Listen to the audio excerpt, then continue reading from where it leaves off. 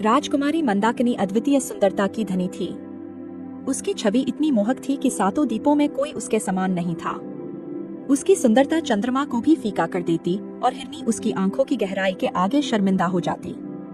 जब वह चलती तो उसकी चाल नागिन की लहराती चाल को भी मात देती।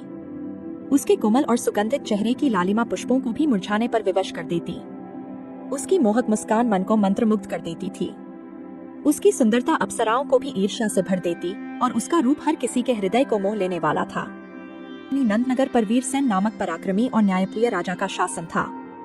उनके पुत्र राजकुमार देवव्रत अपूर्व सौंदर्य, अपार बल और अद्भुत बुद्धिमत्ता के धनी थे। वे शास्त्र और शस्त्र दोनों में निपुण थे।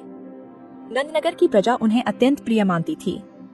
एक दिन नंदनगर में दूर देश से एक सौदागर आया। पुराने समय में राजा महाराजाओं को प्रसन्न करने के लिए सौदागर अनूठी और दुर्लभ वस्तुएं लाते थे। यह सौदागर भी कोई विशेष वस्तु लेकर आया था। राजकुमार देवव्रत को अनोखी चीजों में रुचि थी, अतः उन्होंने सौदागर को बुलवाया और पूछा, बताओ सौदागर, इस बार क्या नया लाए हो? सौदागर ने विनम्रता से प्रणाम किया और धीरे धीरे एक चित्र निकालकर प्रस्तुत किया।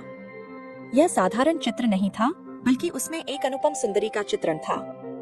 यह कोई और नहीं बल्कि विश्व सुंदरी राजकुमारी मंदाकिनी का चित्र था। चित्र को देखते ही राजकुमार मंत्रमुग्ध हो गए। उनके नेत्र उस अद्भुत छवि पर टिक गए। उन्होंने अपने जीवन में ऐसी अद्वितीय सुंदरता न कभी देखी थी, न ही स्वप्न में कल्पना की थी। राजकुमार चित्र को एकटक देखते रहे, मानो वह एक जीवंत छवि हो। उनकी सुध-बुध खो गई और वे किसी अन्य विचार में डूब गए।